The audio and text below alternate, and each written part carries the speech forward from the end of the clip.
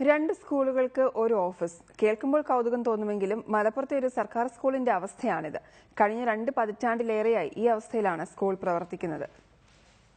ഒരു ഓഫീസും 2 സ്കൂളും. ഇതാണ് അരീക്കോട് പത്തനാപുരം GLP സ്കൂളിലെ അവസ്ഥ. സ്കൂളിലെ ഒരു ഡിവിഷനിൽ നിന്ന് മറ്റൊരു ഡിവിഷനിലേക്ക് പോകണമെങ്കിൽ 2 കിലോമീറ്ററിലധികം ദൂരം യാത്ര ചെയ്യണം.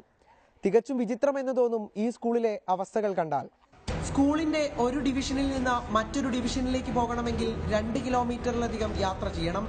ഡിവിഷൻ തിരിച്ചതിനാൽ വിദ്യാർത്ഥികളെ ഇത് വലിയ രീതിയിൽ ബാധിക്കില്ലെങ്കിലും പ്രധാന അധ്യാപിക ഉൾപ്പെടെയുള്ളവരെ തെല്ലൊന്നുമല്ല ഈ രീതി പ്രതിസന്ധിയിലാക്കുന്നത്. ഒരേ സ്കൂൾ രണ്ടിടത്ത് പ്രവർത്തിക്കുന്നത് സംസ്ഥാനത്ത് ഇപ്പോൾ ഇവിടെ മാത്രമാണ്.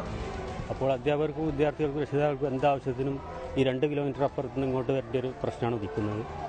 അതുപോലെ ഈ പാചകം, പിന്നെ കുട്ടികളുടെ ഓരോ കലാകായിക മേളകൾ, ഇതൊക്കെ നടത്തുന്നതിന് അങ്ങോട്ടും ഇങ്ങോട്ടുള്ള ഓട്ടം കാര്യങ്ങളായിട്ട് ഒരുപാട് പ്രശ്നങ്ങളുണ്ട്.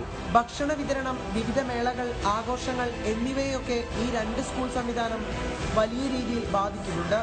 രണ്ടിടത്തായാണ് സ്കൂൾ പ്രവർത്തിക്കുന്നതെങ്കിലും സർക്കാർ ഫണ്ട് ഒരു സ്കൂളിനെ ലഭിക്കൂ.